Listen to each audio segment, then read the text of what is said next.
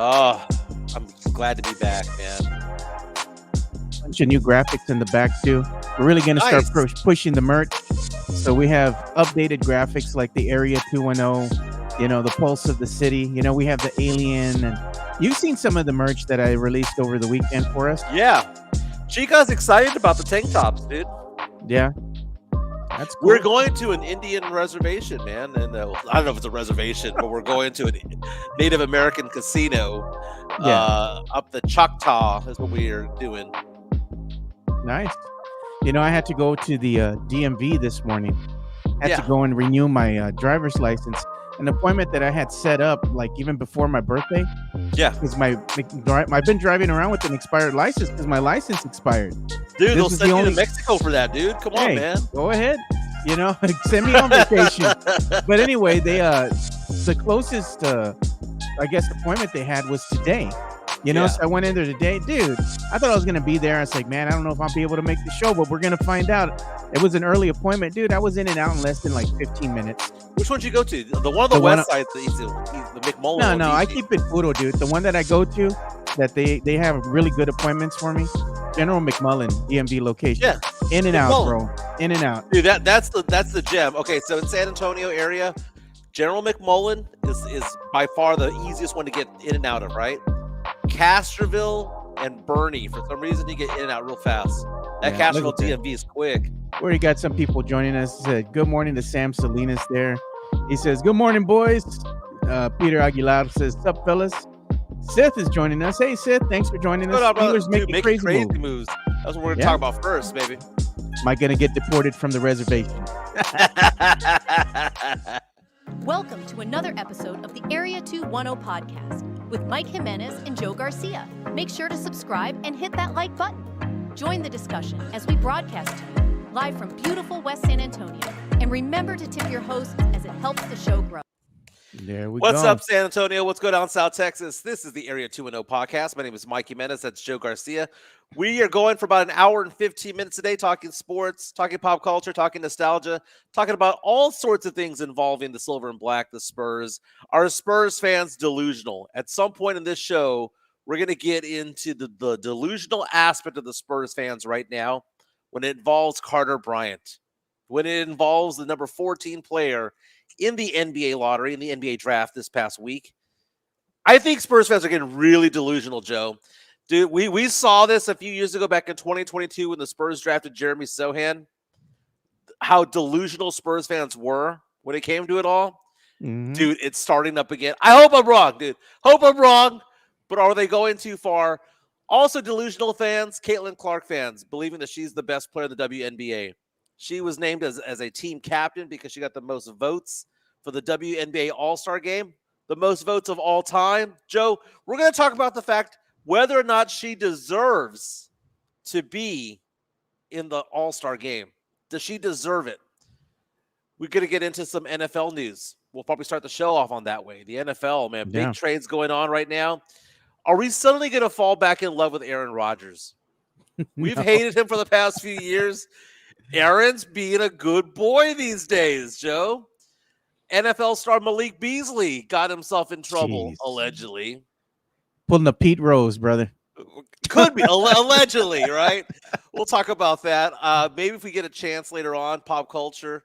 Beyonce almost lost her life in Houston the other day. Did you see that over the weekend? See what happened to her? Yeah. Suspended almost upside down, and she was drifting off to the side. A flying car, kind of like the movie Grease. At the end of the movie Grease, a flying car that misaligned. We'll get into that. Apparently, there was a big soccer match going on between the U.S. and Costa Rica. That ended in a very dramatic fashion as well. Did anyone give any crap about the Jake Paul fight over the weekend? Nah, I watched it. It was a debacle. Because I'm watching the fight because I'm watching the undercards, but I'm also watching the UFC fight as well, pay-per-view. Yeah. So I'm watching these things. I'm like, okay, let's go ahead and see the undercard looks good. Then I watched the main event and I was like, That's how Jake Paul gets you, right? It gets you with the undercard. He makes it sound like it's going to be a legit night. Then Jake Paul goes out there and just makes a mockery of the sport. Absolutely Look, crazy. We have comments coming in already, man. Tavares saying, He's saying Carter Bryant is Sohan replacement is not delusional. Okay. We're going to get into that. But the big news, we have some breaking news involving Yeah. the NFL. Sid Elias brought that up Big at the news. start of the show. About 20 minutes ago was reported that the Miami Dolphins have traded 2 star players to the Pittsburgh Steelers in exchange for one of their star players and draft picks. We're talking about Jonnu Smith, who had a breakout year last year as a tight end for the Miami Dolphins, 88 receptions, going to Pittsburgh to play with Aaron Rodgers, their new quarterback. You have Jalen Ramsey, 3-time Pro Bowler, going over there. Great cornerback, fantastic cornerback when healthy, going over to the Steelers. In exchange, the Steelers send back 5-time Pro Bowler Mika Fitzpatrick plus picks. Joe. What's going on, man? Steelers making moves? Yeah, I think this is something where you look at it and you think to yourself, why would they get rid of Mika Fitzpatrick? I mean, that's one of the star players on the team, 5-time Pro Bowler, just somebody who has really been a good player, good role model over there. You're trading a safety for a safety, but you're getting Jonnu Smith in return. Jalen Ramsey is a great. Would you say that's a wash? I mean, Fitzpatrick for Jalen Ramsey. Jalen Ramsey's a stud.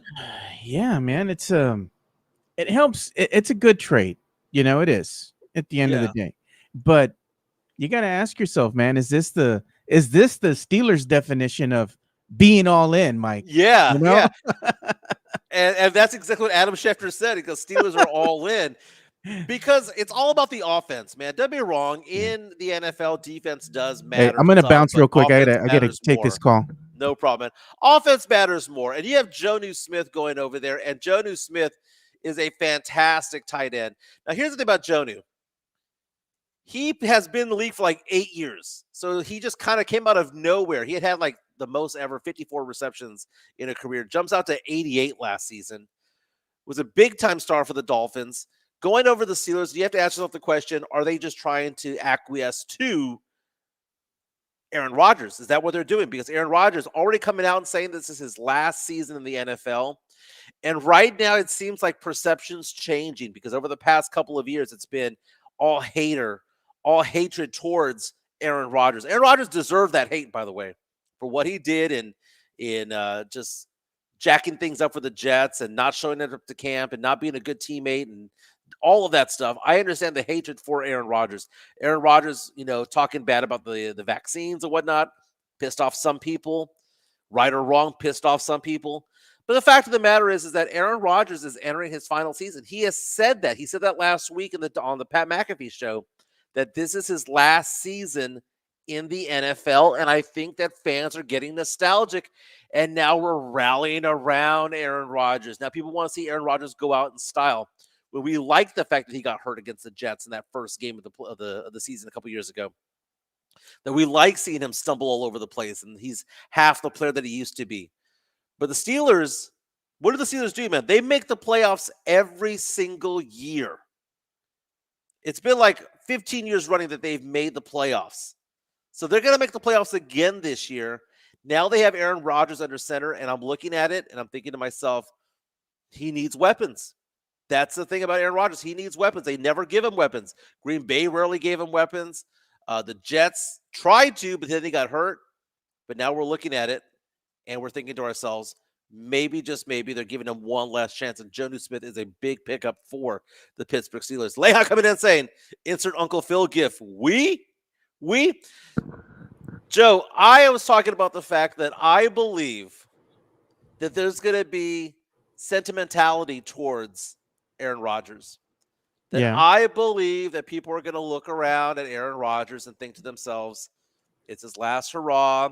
He's one of the 10 greatest quarterbacks of all time, maybe top 5. I think that there are going to be people who hated him the past 2 or 3 seasons come around and go, let's see what this guy can do. Let's see if he has any old magic in him, like Jimmy Connors back at the U.S. Open in 1991. Man. Let's just see if we can get a little something, like a little bit, like squeeze out the most amount of greatness out of that guy. But why does he get all the hate that he does? Because he's kind of a douchebag. He deserves it. He's a douchebag. He's a douchebag. But the thing is with him, he's kind of washed as a quarterback. His best years are behind him. the only saving grace that he'll have this coming season, if he can stay on the field healthy, if he can take this Steelers team back, to greatness once again, and they can make a good and deep playoff run, freaking Steelers fans will love him, but you have to win. And that's the Right. thing with any sport. Winning makes everything, great again. If he can't win, he pulls the blame. He misses half the season because he pulls an Achilles, has another injury, a knee injury or something. He's washed, man. Well, agreed to a lot of that, Joe, but he's also been a good teammate so far. That's the difference about this year. Yeah. What is he doing? They had the training camps, the mini camps, all that. Guess who showed up? He showed up. He showed up, right?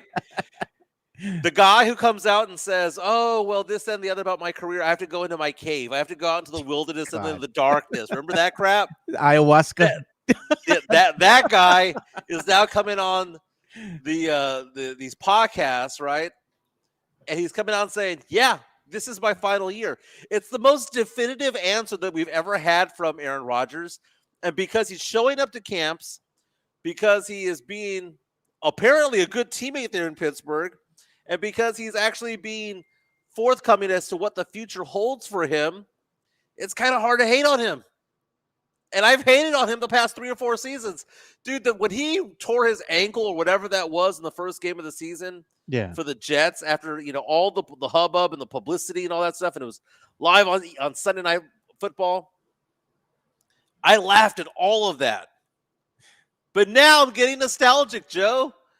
Getting nostalgic. Why am I being brought back in by Aaron Rodgers?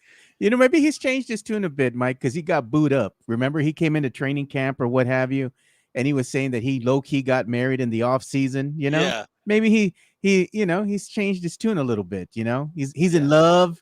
Maybe putting on some love weight. Mama taking care of him. He's not bitter no more. He's getting some on a regular. Life's good for him.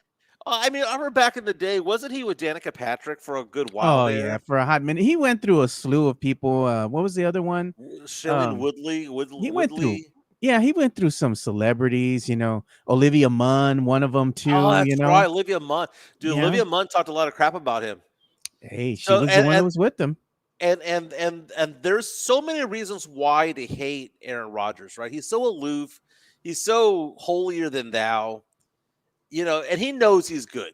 Yeah. But from a talent standpoint, when you talk about the greatest quarterbacks of all time, you have to go Brady, right? 1, then you have to go Montana 2, and then you fill in the blank afterwards, whether it be John Elway or Peyton Manning or Johnny Unitas or whomever, right?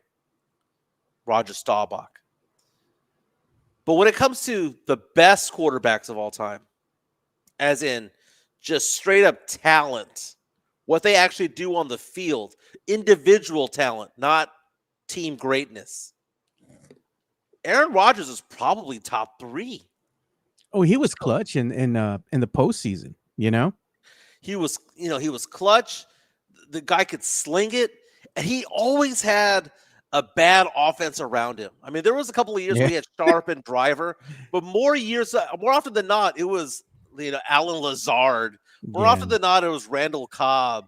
More often than not, it was that type of player. Or he had some people injured. His receivers were injured and out.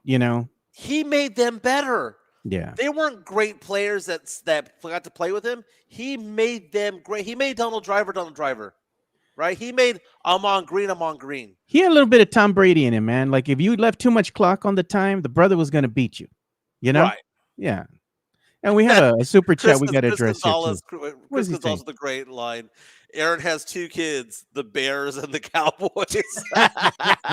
Hey, he's not wrong, man. He's no not lies wrong. detected on that No one. lies We got a detected. super chat coming in from the Drew Show. Money talk. Here comes the money. Thank you, Drew. Joe, he says, I request that you play the Make More Money from The Departed that I sent to the hotline. I wanted to join the clip pantheon next to the old dirty Grito.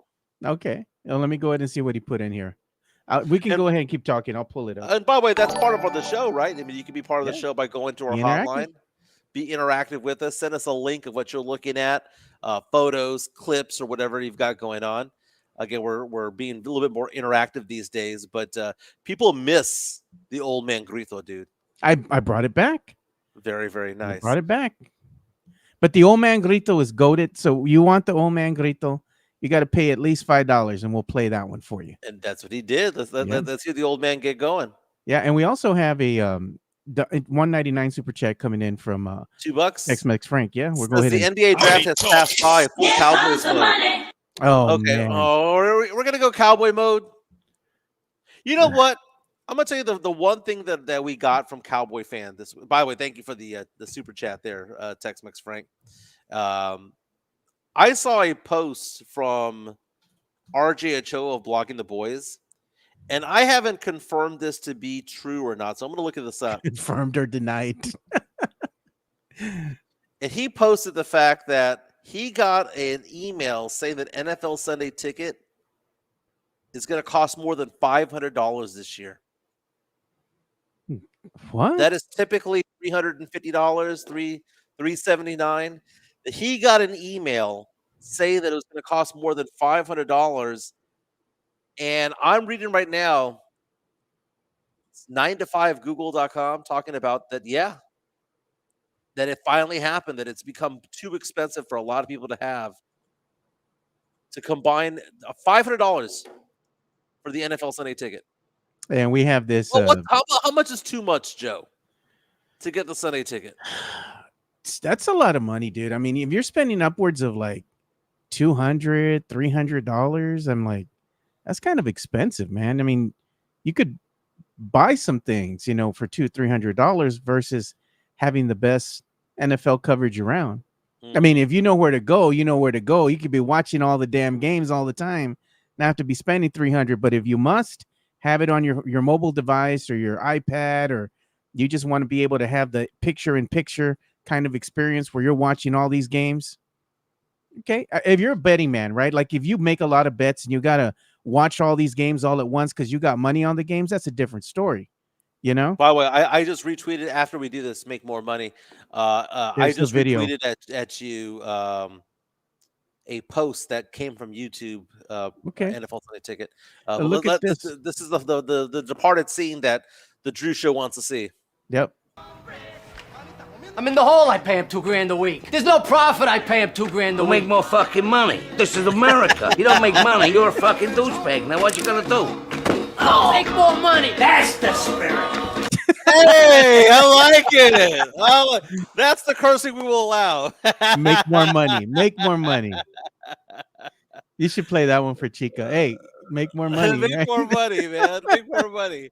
It's funny, man, because dude, Chica yesterday, before we get back into the Sunday Ticket, dude, she gets into a zone when it comes to cleaning. Like, I have the girlfriend who I think is I found her very attractive. She's brilliantly smart. She's successful, but she's super clean. Like, you walk into my house, there's not one speck of dust anywhere. And yesterday she decided that she was going to start cleaning the closet, right? Yeah. She asked me last night, Joe, because she was rearranging the closet, to get all my clothes, jackets, all that stuff, and rearrange the hangers the opposite way so that it matched her aesthetic. You know how hard that was, Joe? Get like 200 items and then flip them around. It was crazy. Look at the Drew Show. He's coming in hot again, dude. Here comes the money. He says, might be consistent. $300 for a ticket. Make more money, like you say. And like the clip says, play it again, Joe. I'll play it again. You paid for the clip. We're going to play the clip again. This is fun, man. How the fans can interact with us. And Yeah. they're paying the money, man. We're going to go and do what you guys want. I'm in the hole, I pay him $2,000 a week. There's no profit, I pay him $2,000 a To week. make more fucking money. This is America. You don't make money, you're a fucking douchebag. Now what you gonna do? Oh, make more money. That's the spirit. Okay. That's you, Mike. I hadn't seen that in a while, man. You. That's okay, you. So if go onto my Twitter account, right? I just retweeted the post that God. YouTube made, right? Yeah. Let's take a look. Okay, so can I afford $522 for the Sunday Ticket? Yes, I can. Do I want to pay $522 for the Sunday Ticket? Is it actually worth it? That's the other question, Joe. Because at some point, we talk about why we don't go to football games, right? I go to one football game a year. It's either a Saints game or whatever. I go to New Orleans, go to a Saints game, have fun out there. It's great. It's too expensive to go to Jerry World. How much is parking at Jerry World? Oh God, $100 for parking. Then if you want to go ahead and get nosebleed seats on a bad game, a bad team, maybe $350. But if you're gonna see a winning team, you're looking upwards of $500, dude. It's stupid. Even if you go to NRG to watch the Houston Texans play, you're going to be spending a few $100 per person just to get a cheap seat out there. How much is it to see an NFL game, Mike? An experience, a weekend, right? You're going to be there the weekend if you're going to go to the Saints game, or if you're going to go watch a Cowboy game, and you make a weekend of it, easily over $1,000. Well, I am blessed as a Saints fan to not have to spend jack over there. I can get a good seat at the Saints game, $75. You're not paying the Jerry World price. Dude, I pay parking $25. Jeez, man. Right? I go the experience for me to go to a Saints game is maybe $150 per person. Maybe $150 per person. And that's a good lower level, that's a decent lower level seat, row 35 on the 25-yard line. Not a bad seat. Along with a couple of drinks or a couple of sodas or what are the drinks run you, Mike? $20? About 15. Okay. And they're usually, Good French size. Quarter related, type of things. Go to a Saints game, $150. $150, you can at least experience the game and enjoy yourself out there. There's no parking there because the arena doesn't have much parking. The stadium doesn't have much parking. You have to park on the streets. In these parking garages and lots and stuff like that. Hanover Fist says you're capping. Stop the cap.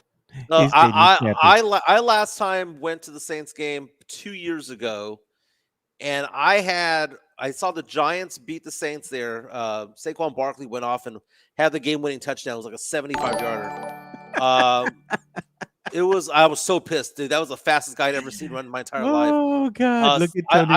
I would say Tony Ronaldo's Saints game $75, parking $25, getting robbed after the game. Priceless. That's great. You're gonna be running for your life, Mike. Yeah. So I like the fact, Joe, that I can go to that game and be in and out for $150. But the fact of the matter is, going back to the ticket, and I do see that super chat come in. We'll get to it in a second. At some point, you price out the fan. I mean,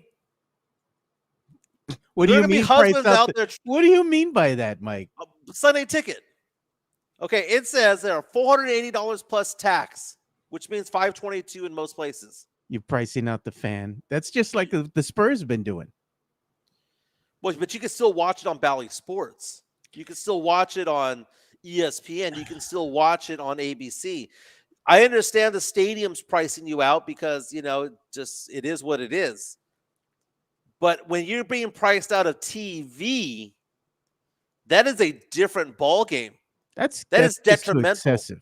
That's excessive. $480 plus tax. Nah, man. Then they say, "Oh, well, we'll divide it over the course of 4 months, and it'll be $130 per month." That's a lot of money, Joe, for a lot of people. And I'm not saying that I can't afford it, but I probably can. The question is that can the average Joe Blow fan get it? Yeah, they could. Someone's making $35,000, $45,000, $55,000, $60,000 a year. Can they get Sunday ticket? Can they justify it to their wife? Can they go up to them and say, "Honey, I'm spending $500 because I want to watch football"? It's a tough pill to swallow, man. Because then you're relegated to what? Your local games, right? Well, that's the thing, Mike. Like you can get, like they were saying in the chat too, you can see a lot of these football games just over the air for free. I understand that, NFL Sunday ticket's going to come with better coverage. You're going to have access to be able to see all these games and be able to see the games, most importantly, on your mobile devices and whatnot. That's a big thing nowadays. If you're out and about with the kids, a family, you just want to pop in and check out the game for a little bit. You can do stuff like that. But for $480, man, that's a tall order, dude. I'd say that even though you can afford it, the smart thing to do, be able to spend that money somewhere else. Maybe make an investment, you can go buy something, go buy some stock. I know. How many people put $500 into their Roth IRA this year. You know what I'm saying? I mean, do that I, instead. I just look at it, Joe, and I'm thinking to myself, my goodness, man, that is a lot of money to A put up lot of for money. the average American. Because you and I are blessed, Joe. We've had Yeah. careers that have taken us to an economic level that is better than most. Yeah. But the fact of the matter is that not everybody's like that, dude. Not everybody No. has what we have. And True. the thing about sports is that it's supposed to unite all of us. It's supposed to unite all the people all the races. It's supposed to all the socioeconomic statuses. It's supposed to unite all of us.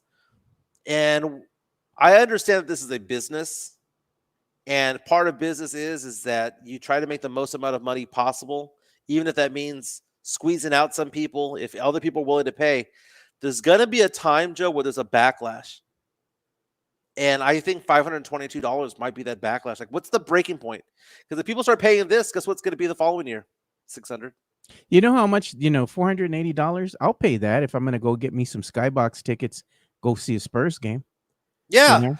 dude, the Skybox tickets to the Spurs games you can usually get for like what, 175, $200. 200, $220. But after fees and whatnot, about closer to $480 if you're going to get the $200 range. At Ticket. least it comes with dinner, right? At least it comes with sodas. At least Drinks. it comes with desserts and stuff like that. Yeah, I mean, you get beers and everything thrown in the mix. I mean, we do have a super chat we got to address here from Elias. Let's get to that real quick. Money talk. Here comes the money. Thank you, Elias. We appreciate you, man. He's plugging his show. He has a new podcast coming out that he started a couple weeks ago, and it's called Plead the Sith. He says it's on Tuesdays at 7 p.m. over on YouTube. He says it's on Sweep the League TV. They have a YouTube channel. You can go ahead and make sure to subscribe and watch the shows they have there. And he says, my guest is Chris Leha from MCS General Contracting. He goes, #NSFW. Hey, it's great viewing in the shower, Joe, because I watched one of his first episodes while in the shower. Dude, I take showers around 7 p.m., dude. I was trying to support. I wanted to watch the show. I wanted to watch it live. Yeah. But I wasn't going to stop life to do it. That's when I take a shower. No, it's a good time, man. They had a very good show to start off, man. So it does a fantastic job. Mike, he says, Tony Elias says, Mike, you're really making me want to go to the Saints game. Where can I get a seat for $75? I'm looking it up right now, Joe, on SeatGeek to see how much the tickets are for this upcoming season. But Joe, are you going to go to a Cowboys game this year? I was thinking about that because we were kind of talking about it in the chat. We have a chat on the X, and it's like maybe round up the troops, man, because everybody's been wanting to go see a Cowboy game. So I was like, hey, maybe it's time to go and check out a Cowboy game. But I have a friend of mine who does a party bus. Oh, so yeah. Maybe that'll be better because you get the transportation to and from. You get all the beer and the drinks that you can have while you're on the party bus. They get you a room there, right? You're just there just to kind of relax and chill out in the room for a bit, maybe continue drinking or whatever. Then you go to the stadium. Then afterwards, I mean, you don't got to worry about driving back, so you can get smashed all you want. Just get back on the party bus, take a nap, wake up, and you're back in San Antonio. That's right, baby. Get just drunk and have a ride home, man. Have a good time. I'm looking at SeatGeek right now for the Cardinals at Saints game, September 7th at noon. So it's a regular season game. You can get in the building for $70. You can be lower level for $130. That includes taxes. That includes the SeatGeek charges, which means that if you go to Ticketmaster, you might be able to get it for a little bit cheaper. Yeah, it's cheap to go over there, man. Drew Show comes in with the $5 super chat. Thank you, Drew. Money talk. Here comes the money. That's what he says, Mike. Says, bro, the local fans get the games for free. Let's be 100. NFL ticket is if you need to gamble. Gamble's going to pay. Gambling is a major sponsor. That's true. FanDuel and DraftKings sponsor a lot. That's what I was saying. But it's not gambling per se, because don't get me wrong, people love to gamble on the NFL, but people also love their fantasy football. And that's what you use Sunday Ticket for, and Red Zone and all that stuff is for fantasy football. Whether you want to call that gambling or not, I don't necessarily call it gambling. You know, when I spend $200-300 a year on fantasy football, you know what that is, Joe? That's me staying connected with friends. They're Yeah. friends that I don't talk to January through August, but I talk to during the NFL season. It brings us together. Yeah. And we You go know, to UTSA football games, or we go to Cowboy games, or we go to Saints games, or whatever. It's a reason for friends to come together, man. And we need the Sunday ticket for that. You're talking about friends, and it reminded me of Alex Noriega. We got to give him a shout out because Yeah. it was his wife Jen's birthday over the weekend. So, happy belated birthday to her, man. Hopefully, you all had a good one. Jen's amazing, dude. Chica loves Jen. Yeah, she's good people, man. Very nice. Let's talk about the delusional Spurs fans for a moment. Carter Bryant, drafted number 14 in the NBA draft. He's a 2-3. He's a 3-and-D guy coming out of Arizona. Played 19 minutes per game, averaged 6 points, 4 assists, 4 rebounds, and 1 assist. Joe, all I heard this weekend was, dude, I saw more people simp for Carter Bryant this weekend than Dylan Harper. Dylan Harper, aside from Wemby, Dylan Harper is the most talented player that we've gotten in the draft since Duncan. Let's show some of the footage. Okay, real fast. Wemby's good because he's 7'4". Okay. Actual NBA talent, probably the best player since Tim Duncan is Dylan Harper. But all I saw this weekend was what? Man, that Carter Bryant is going to be good. That Carter Bryant's going to be replacing Sohan. That Carter Bryant's going to replace Keldon. That Carter Bryant going to be riding the pine, Joe. And look at what Jordan Schneider says, though. He said he went to the event at The Rock at La Cantera over the weekend on Saturday. Yeah. He said Bryant was getting the crowd way more excited than Harper. It's so stupid. Jordan, thank you so much for Is he going to be the towel waver? He's going to be the towel waving guy on the bench? Sam Salinas with, I'm still here, Carter. The single moms loved him as well. Hey, it's the first of the month, Mike. Tomorrow is. It'll be the first of the month. So it's funny. It's bizarre, Joe. Spurs fans are more excited about Carter Bryant than Dylan Harper. This shows you, Joe, how uneducated and how much Spurs fans don't know ball. God, I've always wanted to use that phrase. No. First I've ever used that phrase. You don't know ball. No, man, it's funny, man, because we've had all these players come through, right? Derek White, DeJounte Murray, Lonnie Walker. We've had Samanich. We've had Primo. We've had Parker. We've had, let's name all the first rounders over the years, right? That the Spurs have had. Guess who's the best one the Spurs have had that's not 7'4"? Harper. Dylan Harper. And there they are, Mike. And people give Dylan Harper's mom more love than actually Dylan Harper. Hey, man, I don't mind Mama Harper, bro. But look at where Sean Elliott's sitting. Why is Carter Bryant next to Sean Elliott and not Dylan Harper? Look at the way Harper's looking at him. He's looking at them shoes, bro. He's looking at the brother's shoes. JHNSB with the comment of the day so far. Spurs fans love them some scrubs. Case in point, Sohan, bro. They love Sohan. So this delusional aspect that Carter Bryant's going to come in here and be this amazing player, right? This amazing player who's going to be like the next 3-and-D guy. What do I hear, Joe? This is the stupidest thing. This is the stupidest thing. We've needed this 3-and-D guy. Well, we needed this 3-and-D guy, Joe. 3-and-D guy. Meanwhile, sitting next to him is a budding superstar in Dylan Harper, who would have gone number 1 in the draft in 5 of the last 8 years. Look at what Leha says. And everyone is getting all their panties wet over freaking Carter Bryant, who couldn't sniff the court while he was at Arizona, who played just 19 minutes and averaged 6 points and 4 rebounds. Oh, but he could guard the 1, 2, and 3. He's the 3-and-D guy. We don't need 3-and-D guys. We need effing stars. We have one on the dais there. His name is Dylan Harper. Oh my God. Dylan Harper is getting less love than Carter Bryant, and it's the stupidest thing. I've seen from Spurs fans Look at what Leha in a says. long time. He says, you said Harper is more talented than Manu. Coming out of the draft, yes.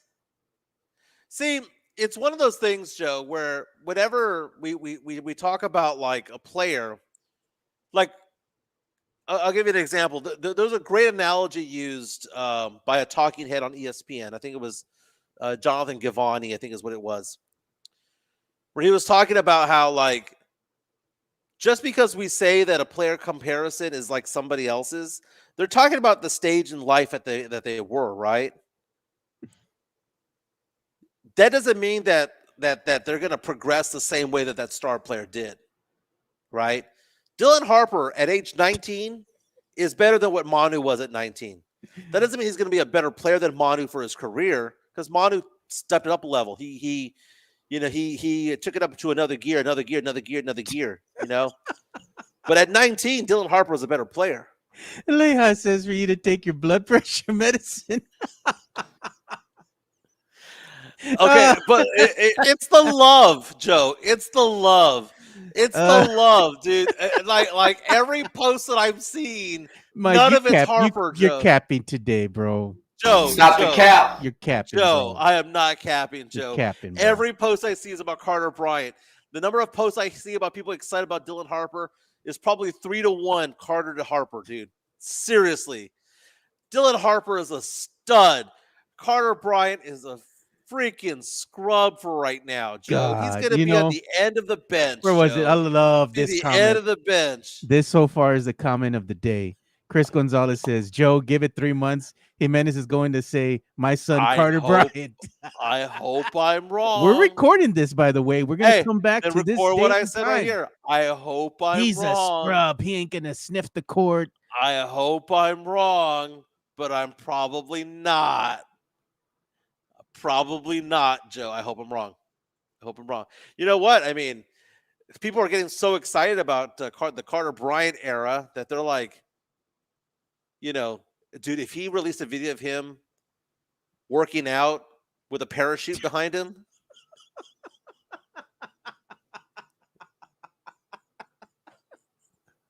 Oh, about Lord. to. I did. Oh, bro. Some stuff you can't just unsee, Mike. Like, damn. And look, here's some video of Carter Bryant, man. Look at him shaking hands with the fans, kissing the children, the babies. Walking in front of Dylan Harper because politician. Because Carter Bryant's the stud, you know, and Dylan Harper's behind him. You know what it is, man? It just that the kid just is. He has this infectious energy. Look at, he has a nice smile. He's out there hanging with the gente. You know, he's just signing autographs. I don't know. Maybe he just has that personality, Mike. No, I mean, who's to say that dude, Carter? If he gets purple hair, oh man, he's a one-handed free throw away from being a Spurs favorite. You know, fan favorite.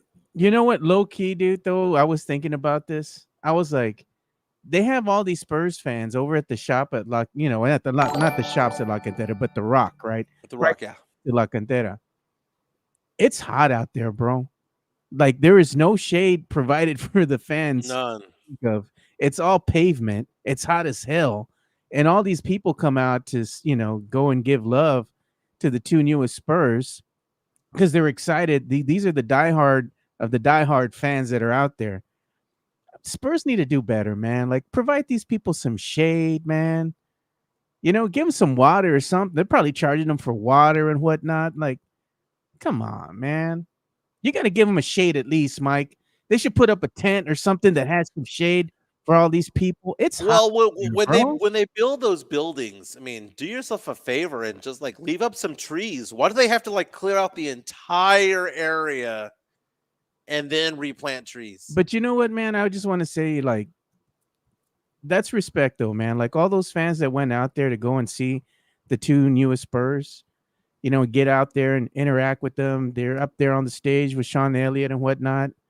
Those are the diehard fans. These are the fans that need to be in the lower bowl. They'll wear the T-shirt, Mike. Oh, man, they got to make more money.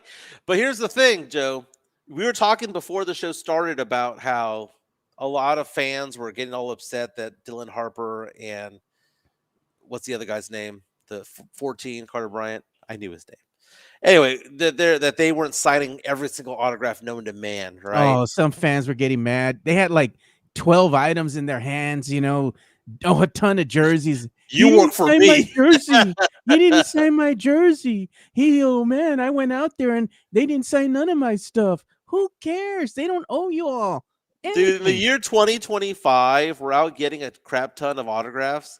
I mean, like, it wasn't an autograph session. They weren't at an No. Academy Sports where they sit down and say, like when you meet Drew Pearson or when you meet Earl Campbell or when you meet, even if it's Sean Elliott, you go over there and it's an autograph session. You get 30 minutes of them and they'll sign as many as they can, right? If they had stopped to sign every single autograph, they would Oh, never have been able to have left. They would have never gotten to the damn stage. They had to stop and sign everybody's jersey or picture, a hat, whatever it might be that these collectors have out there. And let's be honest, a lot of these guys are just not your run-of-the-mill Spurs Right. fan out there. These are collectors that have 4 or 5 jerseys and each arm, wanting to get them all signed because they want to go and sell them and make money off the the players. No, man, they don't have to go ahead and do that. The Right. fans should be glad that they even stop and give them a high five, maybe even take a selfie or picture with them or whatever. Just be honored that they're there giving you some of their time, because time is valuable, so the players don't owe them nothing, dude. The fans sometimes just, oh, he didn't shake my hand, he walked right past me, I was yelling his name. Who cares, dude? Yeah. Cry harder. Right. And it happens to everybody. Dude, I would much rather get a photograph with somebody than get an autograph. For real, dude, because at least you have that on your phone. You'd be like, hey, I took a picture with the guy. It was great. You can put it up in your man cave or something, Because it's more believable also with the photograph. I mean, I've talked to you back in the day where I have an autograph of Carrie Underwood, the country pop superstar from American Idol and all that stuff. Yeah. She held my daughter Gabby for like 20, 30 minutes one night. That's crazy, dude. Backstage at the Alamo Dome. And she was so fun. It was Alamo Dome, SBC Center, whatever it was. I don't remember what stadium One it of the was. two. And she was such a sweetheart. And my ex-wife's cousin was dating the choreographer of American Idol. So that we made our way backstage, and she had just won American Idol. And Carrie Underwood was just wonderful to my kid. Carried her around. All the different people there were hugging her and passing her around, all that stuff. Gabby was 2. Now Gabby's 21, working at Case at 12. Going to turn 22 in a couple of days. Yeah. Hey, we do have a We have autographs, Joe. Yeah. From that day. That's I badass. would trade every autograph for a photo that day. Right. So for those of you wanting to get autographs are meaningless. Go get a photo. Yeah, that'll last longer. But we got a super chat from the Drew Show here. Here comes the money. So the Drew Show is saying, Carter Bryant, half Hispanic. He goes, grandparents are deaf. Marin sign language advocate. He says, kid is lovable. Doesn't mean anybody said Harper wasn't talented. He says, simmer down. First of all, the ASL advocate was funny. Was fun to watch, rather. So he has loved ones that are deaf, and he does sign language and things like that. That's a big deal. That's a wonderful talent to have. It was really good of him to do that, to be able to communicate with people that have disabilities, in his own unique way. Yeah. So my when I was married to my ex, we had a son with Down syndrome, right? And part of that is learning sign language, because they're inaudible. They might be able to say certain words, but they use sign language for a variety of different things. So that is a very good thing to develop, and that was very touching. So you can tell that you are a caring person and all of that stuff when it comes to who you are as a man. Can you imagine, Mike? But that's a completely different thing. Yeah. I'm not going after him as a man or as a person. Yeah. I care about who he is as a Spurs player. Yeah, Because he seems like a good person. The matter is, you know who we had as a jackass on this team? Tony Parker. But You he know who won else? 4 chips. The Who else? Deuce. It was his birthday over the weekend. Kawhi Leonard, right? Yeah, I don't think they're going to be. Then Harper took his jersey, and people got butthurt. Got butthurt about that. Yeah. That was But kind of shady. I was going to say, can you imagine Carter? Over here, Carter Bryant. If he's at a game and there's a kid there that's special needs, right? Has a disability, can't hear, is deaf, but he can see the game. He's Right. probably being able to enjoy it a certain way because I'm sure they have accommodations. But for him to be able to interact with that kid, if that does happen and he's able to sign to the kid, that's going to be something that kid's always going to remember because now he has that way of interacting with another demographic of people. I think that's great, man. That's very commendable on him because he didn't have to do that, but he's just doing that just to say, hey, man, I want to go ahead and be an advocate for this. So that's great.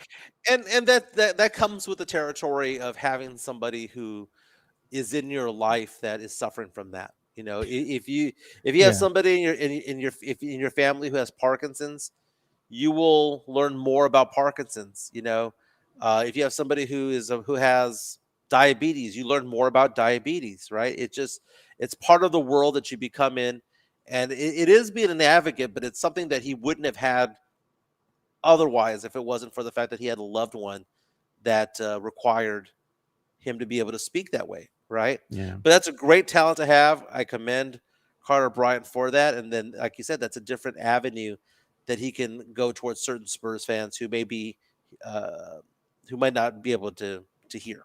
That's great. Thumbs up. Yeah, but can he make a three? Can he knock down some free throws? Aside from that, knowing you as a Cowboy fan, you didn't care in the 90s if they were good guys or not. You cared about what? Could they score touchdowns? Could they make interceptions and sacks, right? I mean, I'm wrong. I don't mind. I want the Spurs to be good guys, but you know what? At the end of the day, I want them to win some damn basketball games. Yeah. Does that make me a dick? Makes me a fan.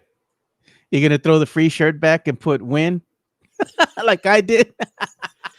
Man, that one time they shot up the cannon and I caught it, and then I unfurled it, and I was like, man, this is a crappy shirt, man. What is this? Like, they wouldn't even sell it at the flea market, man. Let's throw this back. You can see straight through that son of a bitch. You hold it up to the light, bro. it's like holding up a $20 or $100 bill, man. You can see right through it.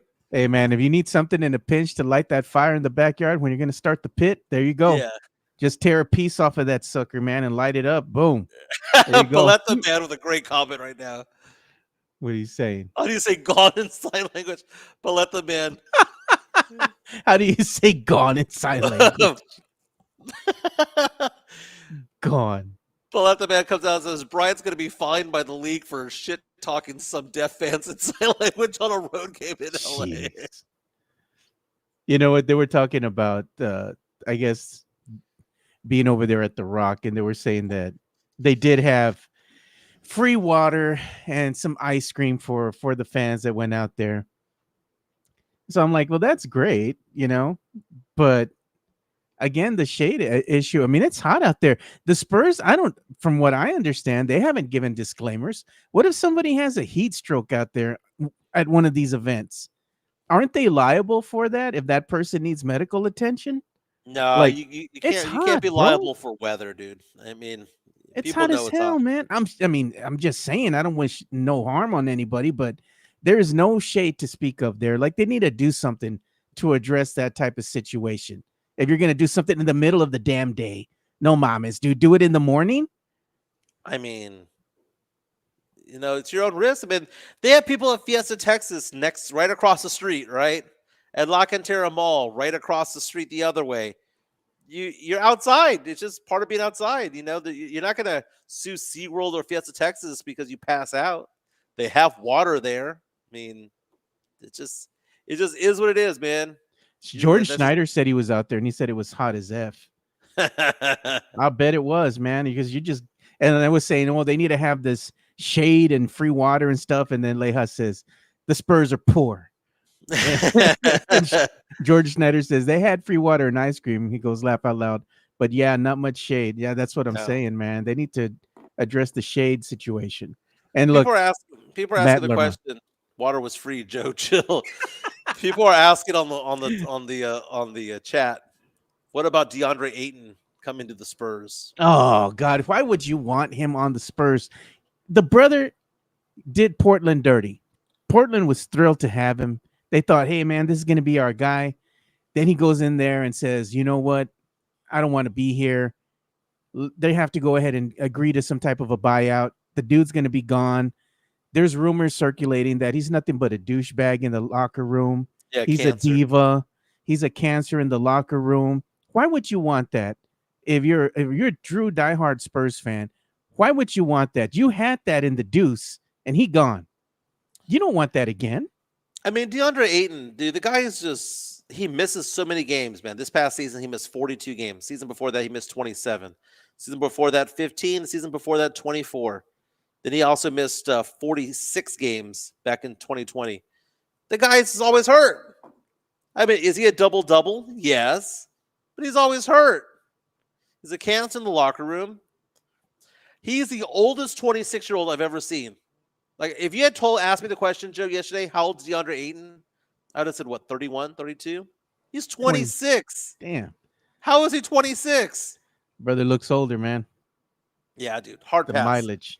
But today is the start of free agency, and we saw a lot of players leave off the board already. You know, the idea of Nas Reed coming to San Antonio died a miserable death right away. You know, Shams Charania reporting that Harden's going back to where he was, and all. So I'm looking at Shams' account here. Zaire Williams signed a 2-year, $12 million deal with the Brooklyn Nets. That just came down over the past hour. DeAndre Ayton becoming a free agent after the Trailblazers buyout. That's how good that's how good he is, right? The Blazers, who are an up and coming team, are like, nah, man, we'd rather pay you to have dead money on our salary cap. You're right. Get rid of him. Maybe they just didn't want the headache at the end of the day. They're just like, you know what, man, we're through with this dude. Let's get rid of him as fast as we can. And look at Chris Leha. He says, he goes, I'll ever hear that it's the Spurs can fix everything. He says, oh, that's right. Only with players they draft. Exactly. Houston signed Jabari Smith Jr. to a 5-year rookie extension worth $122 million. That's not a bad deal, dude. Jabari Smith's a good player. Getting paid. Did you hear this too? This is funny. Hanover Fist brings up a good one. He goes, glad people can stop talking nonsense about Nas Reed coming to SA. Yeah, because he re-signed. Yeah. Bobby Portis. That's another player that Spurs fans liked. $44 million with the Bucks. Now Spurs fans are Harden going back to the Clippers. Mo Wagner, Caleb Houston are declining their options with the Orlando Magic. Actually, the Magic are declining options on them. Yeah. So there's moving and shaking going on in the NBA. What is Spurs fan? What is the chatter right now on the X? Spurs fan salivating over Vujicic. Yeah. But he's still got another year left on his contract. He can re-up with his team if he wants. It's not part of the timeline, Joe. I mean, not part of the timeline.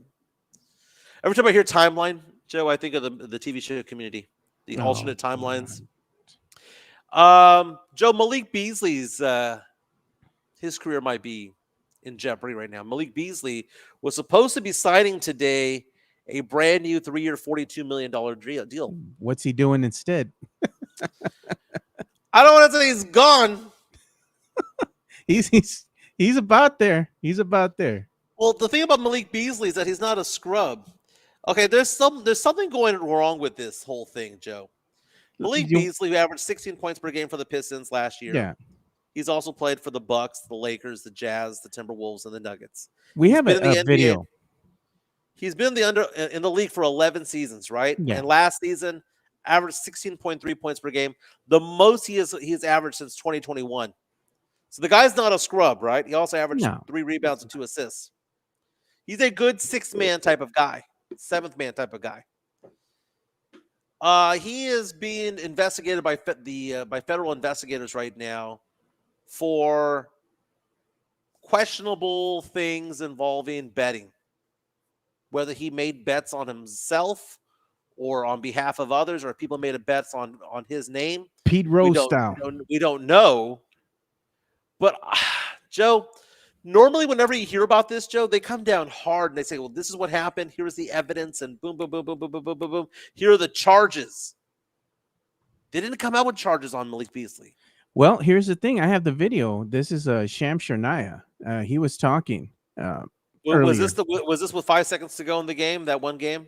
I don't know. It was 5 seconds to go, but this is Shams actually addressing the situation and talking All a right. little bit about Malik Beasley and why he's under investigation by the U.S. District Attorney's Office. This is courtesy of ESPN Sports Center.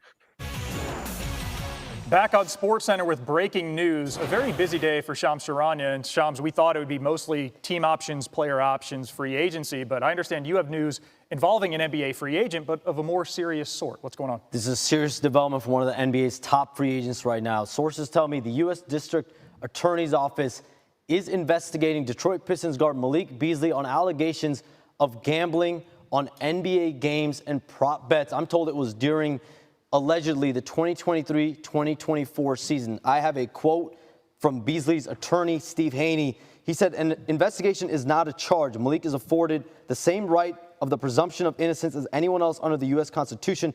As of now, he has not been charged with anything. I am told, though, that Beasley and the Pistons were in serious talks on finalizing a 3-year, $42 million contract that would have brought Beasley back to Detroit. But now those talks are on pause. Talks around the league, likely on pause for Malik Beasley as well. And there you have it. That's Sham Charania on ESPN Sports Center. Again, he was supposed to sign a 3-year deal today. $40-something million, bro. It's on pause, but they didn't come with a charge, though, Joe. It's allegations. Just an announcement that the U.S. the feds are investigating him, but there's no charge yet. That's the weird thing, is that when they clamp down to other people for gambling, typically there's a charge that comes up with it. But in this case, and it's all involving prop bets, Joe. Those are the hard ones, man, because prop bets are easier to fudge, right? Yeah. But I did see a video earlier today about Malik Beasley. They were down by 9 points. He rebounds a free throw, runs full speed the length of the court, dunks it with a second to go in the game. They lose by 7. The spread was 8. Yeah. They're trying to say that is proof that he's doing something prop betting or whatever the case may be. But it was so funny because the game's over. What most people do at that point, you're down 9 with 5.7 seconds to go. You grab the rebound, you just hold it, you just give it the ball to the ref. But he somehow sprinted and no one stopped him. Like, it was like everyone just went like, oh, go ahead. The game's over. Go ahead and go. Elias is saying the same thing. He says he just watched the Beasley clip where he ran down the full length of the court to score 2 before the game ends. Yeah, everyone's talking about that. They're like, why the hell did you do that? But don't you play it out to the very end, Joe? Is that not what you're supposed to do? But I mean, there's a respect factor there too. If nobody's guarding you, they're dribbling out the ball and you steal the ball and then you go down the other side. Well, he got a rebound. He got a rebound. No, but I'm saying that's the equivalent. Like, there's an unwritten rule. You're bouncing the ball just to go ahead and, dribbling the ball just to run out time. And then a player's like, well, we're still going to play it out to the very end and you're getting blown out. You swipe the ball, you run the length of the court and go get a dunk as time expires and you're beating your chest and everything. It's a bad look. It's kind of that equivalent. Yeah. I don't know, man. But I mean, I guess they have to have something on him, you would think. But why make this announcement? Who snitched? That's what I want to know. Who snitched on this brother? Somebody called, just like somebody calls ICE to report some of these illegals or what have you. It's the somebody's calling. Snitch. It's the casinos that snitch, because I don't know if it's the casinos. Maybe a teammate or something, man. They're expecting a certain amount of prop bets to be made about certain players, right? Yeah. Right. If you're like, when I was in Vegas this past month, I was making prop bets on Shai Gilgeous-Alexander, right? I made a prop bet that he would get north of 29 points, north of 7 assists, and he ended up with 34 and 8. I won that prop bet. Yeah. But Vegas expects a lot of movement on a SGA prop bet. But when there's a lot of prop bets going on involving a non-star player and all the money is on one side and there's a big bet being placed in the middle of it all, that's when they get suspicious, Joe. And so who snitched? Probably the book. The bookie. Yeah. He's like, you rat bastard. Nobody talks to me like that. I'm going to snitch on you. You know, That's funny though. I mean, that's dumb, dude. But either way, I mean, there's allegations. They're investigating. It's kind of an allegation, like if somebody accused you of something, but Right. there's really no concrete evidence to speak of. And somebody has to formulate some type of investigation. The investigation is had so they can go ahead and see if these allegations that they're bringing up against you are truthful or not. You know, so they're looking for evidence. But the feds are making this announcement one day before he's supposed to sign his 3-year deal. Bad luck, man. Let the kid get paid, man. Let him at least get his signing bonus. It's something, man. I mean, at the end of the day, what's the harm in players making bets? I think the real thing is can they predict the outcome of games? Like if players are betting on their own teams or they're betting against, let's say, the opposing team, right, that they're playing, and they're like, well, so-and-so is going to have so many rebounds, or you're going to score so many points, or you're going to be over or under 21 points. You know, there's a whole bunch of prop bets. You can go on rebounds, assist, whatever you think of. And some of these players sometimes have been accused of padding the stat line because of the prop bets. So I'm thinking that's what the league is trying to crack down on, is they don't want to go ahead and have the game, I guess, lose its credibility because of players trying to pad the stats, you know? Speaking of padding stats, Joe, congratulations to Angel Reese. God.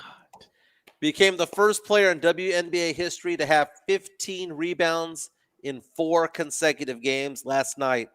24 points, 6 rebounds, 7 assists as they beat the LA Sparks. What did you say? She was a rebounding machine or something like that? Rebounding machine, dude. Yeah.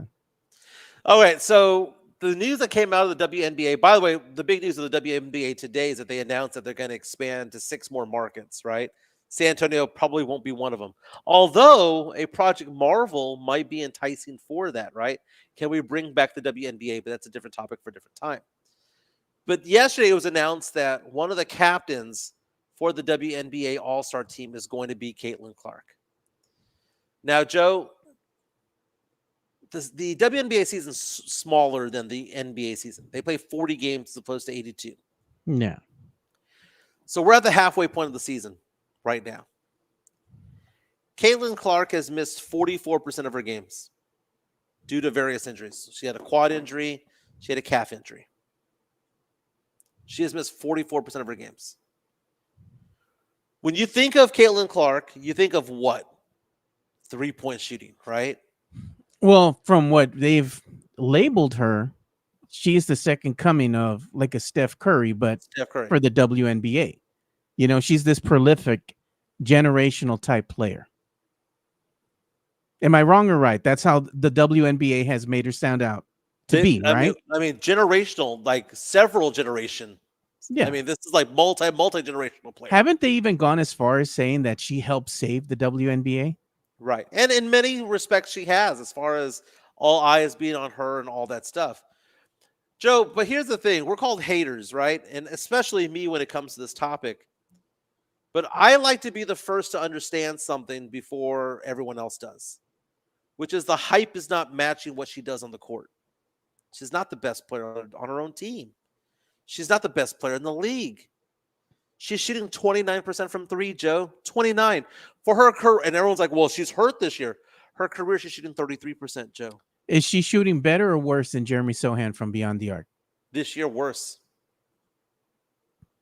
She's shooting around what Keldon Johnson shoots. And this is somebody who is supposedly a transcendent 3-point, bombing machine, right? The only machine that she is, Joe, is a turnover machine. She broke the all-time record for turnovers in the season last year and wasn't just close. She obliterated that record. And you know what, Joe? She has missed 44% of the season this year, right? Yep. Did you know that even though she's missed 44% of her games this year, she has more turnovers than any player in the WNBA? So get that. She's missed almost half the season and has more turnovers than anybody in the WNBA. Isn't that a weird stat, Joe? She has no freaking handles. She can't go left. She sucks from 3. What the F are we looking at here? And at some point, people are going to come around and go, huh, she's not winning. Huh. She's not shooting at 42% from the field. She's not shooting 40%. She's not Steph Curry. What is she? She's Russell Westbrook. She's Allen Iverson. She's Carmelo Anthony. But do they still? Well, back in their day, like Russell Westbrook, Dude, Kelsey Plum can just punk her, dude. But I'm saying like players like Russell Westbrook, right? Back in the day, Kevin Durant with the OKC, Oklahoma City Thunder, even like James Harden when they were together. Yeah. They would still garner the ratings, right? People would tune in to watch because it was a fun team to watch, And I think maybe that's the disparity that fans have, is that they're willing to overlook her idiosyncrasies, right? Because she's still a player that they like to watch. She's exciting to them. They like to watch the games. Yeah, Jesse A coming out already with the comment that we get a lot. Well, the players can't handle her passes. Dude, her passes aren't great. She's not Magic Johnson over there. She's not John Stockton. She's not Jason Kidd. She ain't even white chocolate. You know why they can't handle her passes? Because their passes suck. That's why. But you were singing her praises earlier, and now you turned on her? Dude. Chancla. That's Chancla. Not yeah, Chancla. That's Chancla. I've always thought that she was overrated. But you loved her. No, you there loved are some her. games. There are some games where she's gone off. You were all about her. There will be games where she's gone off, but I've always talked about her, the fact that she forever turnovers the ball, dude. There's the flip flopper that coming she's a out fumble of you. machine. She can't dribble, dude. She can't dribble for crap. That's a flip flopper because in the beginning you were singing her praises and she's gonna be great. Her and Angel Reese, and now you're turning on them. You are completely turning around what I said, Joe. Completely turning around. By the way, Caitlin Clark, last 23 3-point attempts. Guess how many she's made, Joe? Last 23. Made one. One for her last 23 from beyond the arc. Maybe she shouldn't shoot from the logo anymore. How about that? Oh God. Look, Cooper Flag is going to be the Caitlin Clark of the NBA. So here's the thing, that they're expanding the league from 12 teams to 18?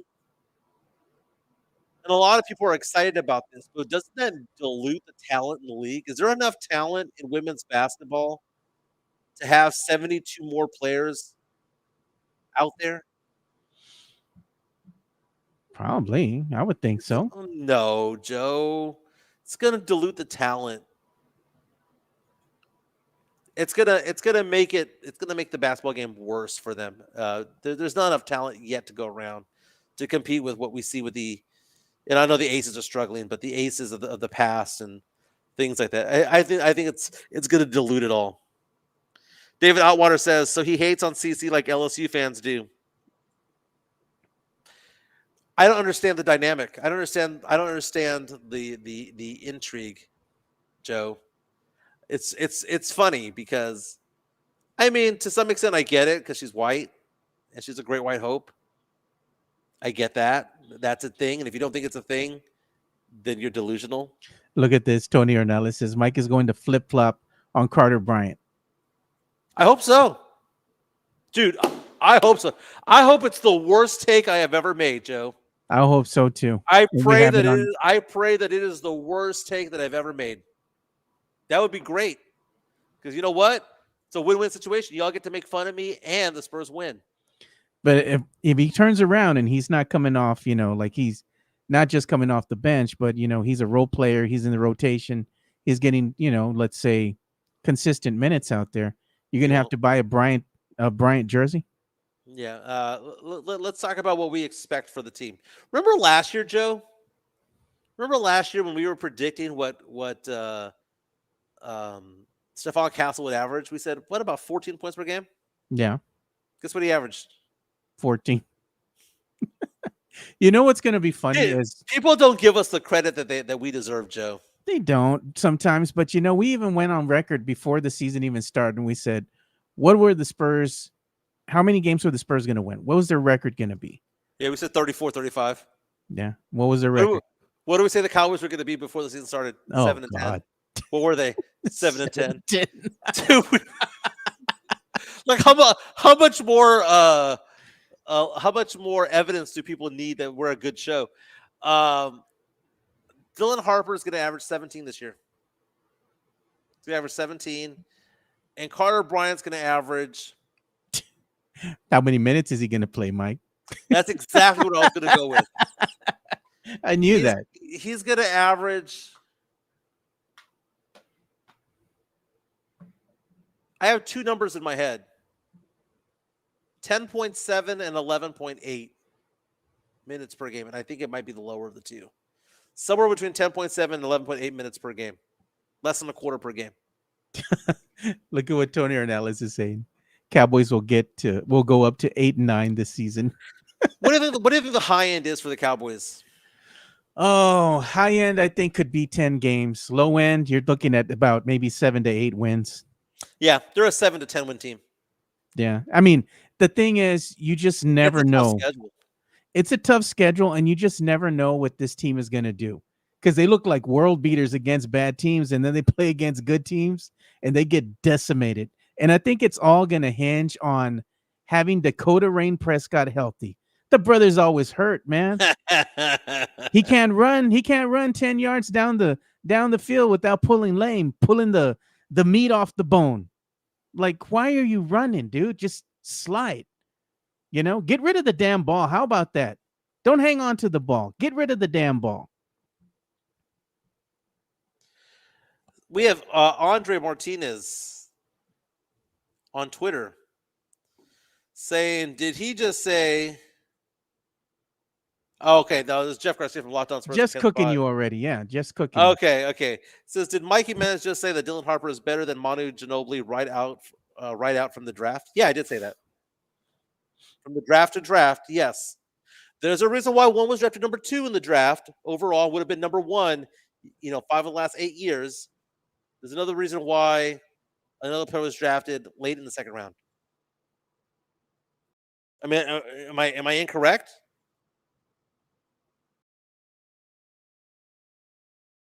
I was thinking of going on record already and giving my predictions for the San Antonio Spurs upcoming season with the acquisitions that they have right now, as far as their draft picks, the team coming back healthy.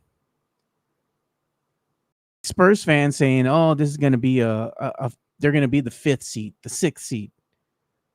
They haven't addressed anything as far as anybody that can guard the wing, 3-and-D, right? They haven't addressed the 3-point shooting. They haven't addressed any size in the paint as far as a true center. This might be a 40, 43 win team. Is that going to be good enough to get you in the play-in? Hope so. The Spurs are going to be a very exciting team to watch this year. The Ringer will release stats every once in a while, or they release their, who's the most watchable team in the NBA. And for many years back when the Spurs had Tim, Tony, and Manu, the Spurs were ranked as one of the most quote-unquote boring teams to watch. 2014 was not boring, but 05, 03, 07, 99, those were boring teams. But we were on the winning side, right? So no big deal, right? Man, they coming at you today, Mike. Okay, first of all, if you're an MVP of a league, the Italian league in Europe in the year 2025, that means something. But in the year 2003, that was a league that was not the same as it is now. I said what I said, and I mean it. The European leagues have gotten good. They weren't good back then. Well, how many of the MVPs now that we've had in the league have been MVP? Alperen Şengün was an MVP of a European league before he entered the draft, right? And the Spurs passed on him to get Josh Primo. He went 15 in the draft. Yeah. Right? So those leagues have gotten better, but but back in the year 2005, 2003, they weren't any good. They weren't. They didn't have this. Tony saying that they had respect back then. Not the same respect they have now. Not at all. They always say that teams pass on a certain player. Dude, every team passed on Manu twice. Wasn't he almost drafted dead last, wasn't he? Almost dead last, like 52 or 54. He was the diamond in the rough, the rare diamond in the rough there that the Spurs went ahead and took a chance on, and he just winded up panning out for them. He came in and he just shocked everybody because he was ready to play, man. Who knew? Manu could ball, Yeah. Yeah, people are trying to tell me right now that they were good back then. We just didn't know. Yeah, let's name all the Italian stars of the last 30 years. Okay, we'll start. Manu. Give me another one. I'll wait.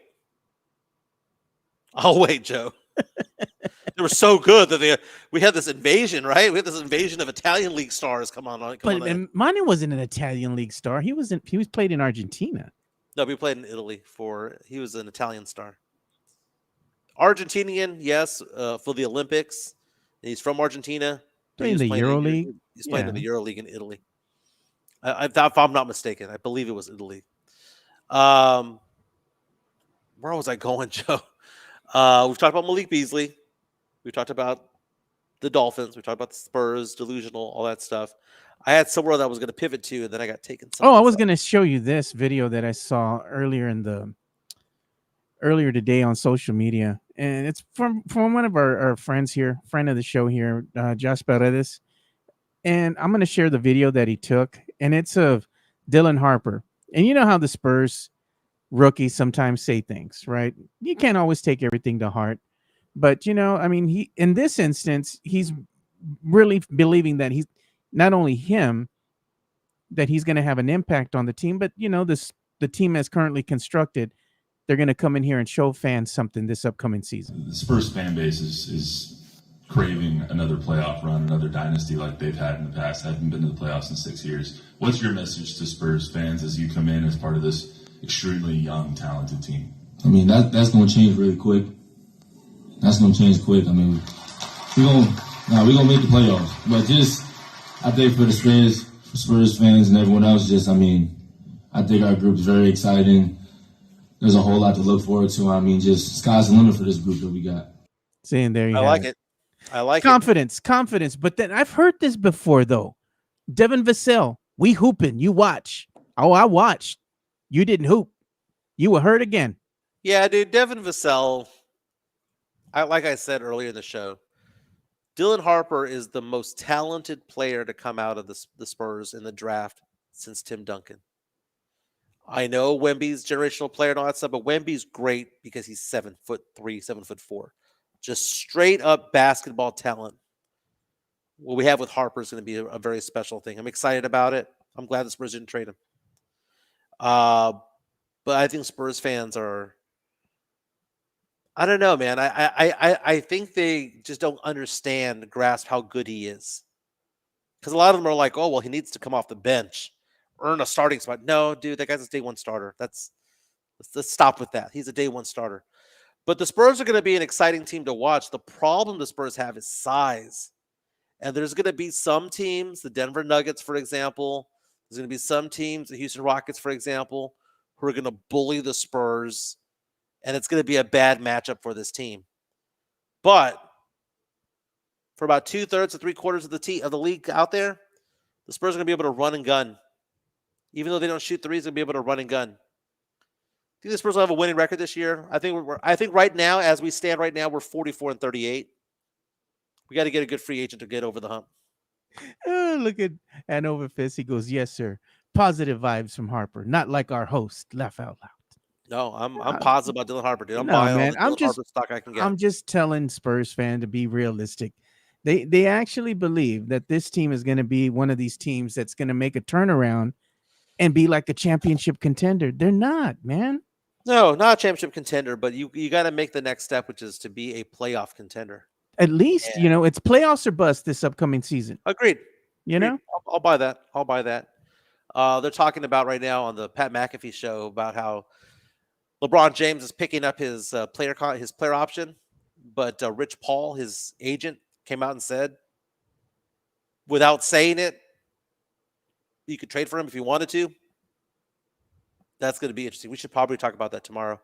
If you show my number, by the way, 210-508-0369, 210-508-0369. Believe it or not, I've been blessed. A lot of the listeners out here who've been calling me, asking about financial advice, asking about investment advice, insurance advice.